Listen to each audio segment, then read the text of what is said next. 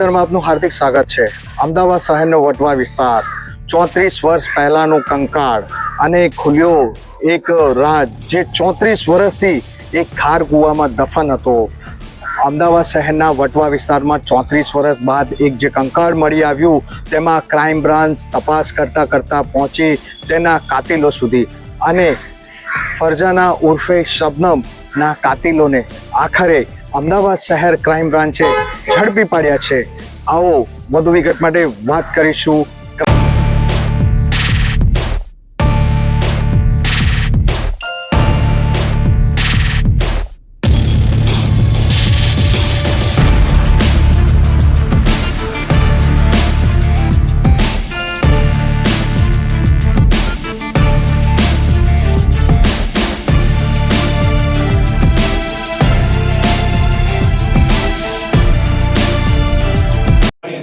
હત્યાનો બનાવ બન્યો હતો એ આરોપીની ધરપકડ શું આખી પ્રોસેસ રહી હતી આરોપીઓનો રોલ શું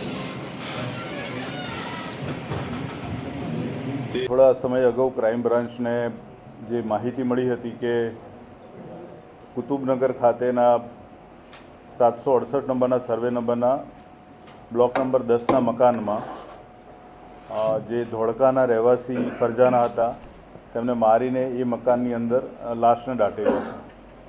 આ ઇન્ફોર્મેશન ઉપર ઘણા સમય સુધી કામ કર્યા બધી એ જે સ્થળ છે સુનિશ્ચિત કરવામાં આવેલું અને ત્યાં ખોદકામ કર્યા બાદ 20 ફૂટ ઊંડેથી માનવ કંકણ અને જે માનવ અવશેષો છે એ પ્રાપ્ત થયા હતા અને એનો જે ફોરેન્સિક મેડિકલ એક્સપર્ટની હાજરીમાં પીએમ કરવામાં આવેલું હતું। એ પીએમ બાદ એના જે સગા જે છે એટલે ફરજાનાના ભાઈ જે રાધનપુરી એમના ડીએનએ અને એમની બેન જે છે એના ડીએનએ લેવામાં આવેલા અને બંને ડીએનએ મેચ થતાં આ જે અગાઉ જે માહિતી મળી હતી ને આ જે મૃતક જે ફરજાના છે એની સાથે સંકળાયેલા એની હત્યામાં જે સંડોવાયેલા આરોપી પૈકી 4 જે લોકોના નામ આવેલા હતા પ્રાથમિક દ્રષ્ટિએ એ બેમાંથી એક સાલિયા બીબી જે હાલ હયાત નથી એનું 14 વર્ષ અગાઉ મૃત્યુ થયેલું છે અને એક અબ્દુલ કરીમ જે છે એનું પણ મૃત્યુ થયેલું છે। હાલ જે જીવિત છે એ શમસુદ્દીન ખેડાવાલા અને એના ભાઈ ઇકબાલ ખેડાવાલા આ બંને જમાલપુર ખાતે રહે છે। ફરજાના જેના નાની ઉંમરે લગ્ન થયા હતા સુરત બાજુ અને એ ત્યાં એના સાસરીમાં નહીં રહેલી અને 1 વર્ષની અંદર જ એના પિતાના ઘરે આવેલી। ત્યારબાદ એની જે પોતાની સ્વચ્છંદી લાઈફસ્ટાઈલના કારણે એણે ઘરનો ત્યાગ કરેલો અને અમદાવાદ આવ્યા બાદ એ જ પ્રવૃત્તિમાં એ પ્રવૃત્ત રહેલી અને શમસુદ્દીનના સંપર્કમાં આવતા એની સાથે લગ્ન થયેલા। એની જે આ પ્રવૃત્તિ છે દેહ વેપારની એ લગ્ન બાદ પણ ચાલુ રહેતા બંનેના વચ્ચે ખૂબ જ કંકાસ શરૂ થતા હતા અને શમસુદ્દીને સહન ના કરી શકતા એણે એના ભાઈ ઇકબાલ ખેડાવાલાની અને એ બંનેના મિત્ર અબ્દુલ કરીમની મદદ લીધેલી અને અબ્દુલ કરીમના જે ખૂબ જ નજીકના પરિચિત અને એમના બહુ સારા મિત્ર હતા એવા સાલિયા બીબીના ઘરમાં આ બનાવની રાત્રે શમસુદ્દીન અને ફરજાનાને બોલાવવામાં આવેલા। એ લોકો રાત્રે રોકાયેલા હતા અને રાત્રે આ 4 જણાએ સાલિયા બીબી, શમસુદ્દીન, ઇકબાલ ખેડાવાલા અને અબ્દુલ કરીમ આ 4 જણાએ એટલે બંને એક આરોપીએ પગ પકડેલા, બીજાએ હાથ પકડેલા અને શમસુદ્દીને આ ગળું દબાવી અને એની હત્યા કરેલી।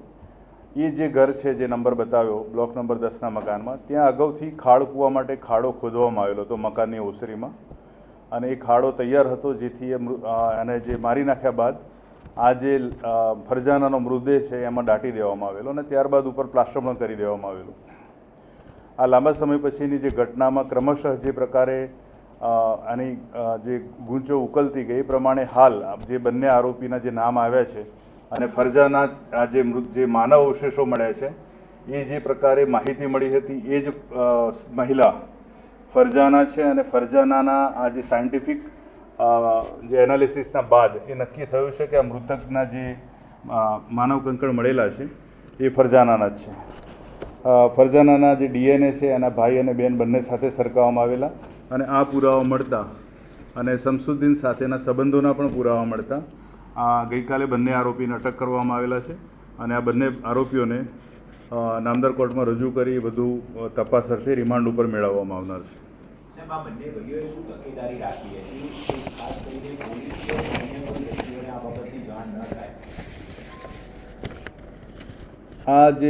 આ જે ફરજાનાનું જે પાત્ર જે છે આખા કેસમાં એના માટે આમ જોવા જઈએ તો પરિવાર તરફથી એના પ્રત્યે કોઈ લાગણી નહોતી કે એની કોઈ દરકાર રાખનાર નહોતું, કારણ કે એ જે પ્રકારની પ્રવૃત્તિમાં પ્રવૃત્ત હતી ત્યારબાદ એણે એનો પિતાનું ઘર છોડ્યું, ત્યારબાદ અમદાવાદ આવ્યા બાદ પણ એ એની પોતાની રીતે લાઈફ જીવતી હતી અને ઘણા પુરુષોના સંપર્કમાં પણ હતી. અને આ વસ્તુમાં શમસુદ્દીન સાથે લગ્ન થયા બાદ પણ આ જ પ્રકારે એ એની પ્રવૃત્તિમાં રહેતા બંને વચ્ચે ખૂબ જ ખટરાગ અને કંકાસ શરૂ થયેલા. થોડો સમય માટે શમસુદ્દીને ફરજાનાને નડિયાદ ખાતે પણ રહેવા મોકલેલી, પણ એ ત્યાં પણ ન રહી અને પાછી અમદાવાદ આવી ગયેલી.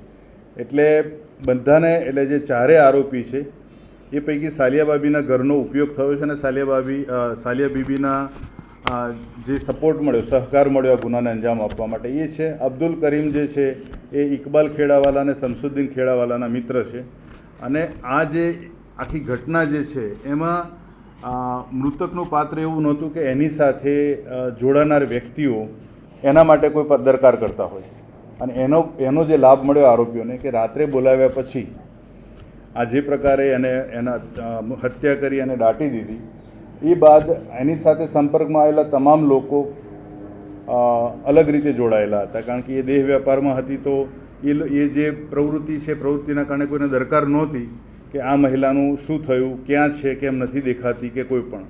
અને એના જે પિતા તરફથી જે પરિવાર જે છે ત્યાંથી પણ એમને એવું જ હતું કે આ ઘર છોડીને જતી રહી છે, એ એની રીતે જિંદગી જીવતી રહેશે. આ તમામ વસ્તુઓનો ફાયદો આરોપીઓને મળ્યો છે અને આટલા વર્ષો સુધી આ ગુના વિશેની કોઈપણ માહિતી બહાર નહોતી આવી. જે અંગત સોર્સ દ્વારા અને જે પ્રકારના આ જે મકાનમાં બનાવ બન્યો છે એ વિસ્તારની કેટલીક બાબતો ઉપરથી લાંબા સમય સુધી કામ કર્યા બાદ આ ઘટના બહાર આવી છે અને મૂળ આરોપીઓ સુધી પહોંચી ગુનો ઉકેલવામાં આવ્યો છે.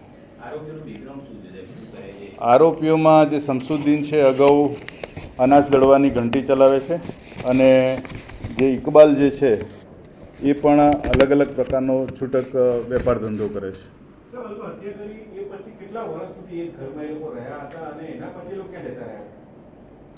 સાલિયા બીબીનું જે મકાન છે એટલે સાલિયા બીબીના પોતાને દીકરા દીકરી મળીને કુલ 7 જેટલા સંતાનો છે. એ પૈકીની એણે એ ઘરને પછી આ હત્યાનો બનાવ બન્યા થોડા વર્ષો બાદ એ ઘરની વચ્ચે એણે દિવાલ ચણેલી અને એમાં એક સૌથી નાના દીકરાને એક ભાગ આપેલો અને એક ડિવોર્સી એમની દીકરી છે એને એક ભાગ આપેલો. એટલે એમના દીકરા કે એમની દીકરીને પણ એ ખબર નહોતી કે એ જે મકાનમાં રહે છે તે નીચે એક હત્યા કરીને દફનાવેલી મહિલાની લાશ છે.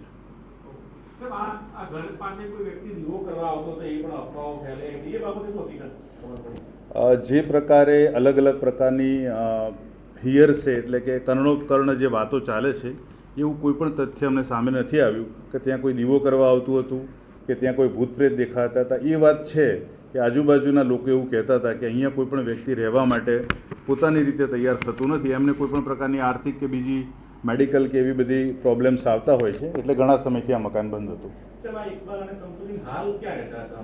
હાલ જમાલપુર જ રહેતા હતા અને એમનું દૈનિક જે નોર્મલ લાઈફ હોય એ જ રીતે જીવતા હતા. એ બંનેના પરિવાર પણ છે અને એમના સંતાનો પણ છે.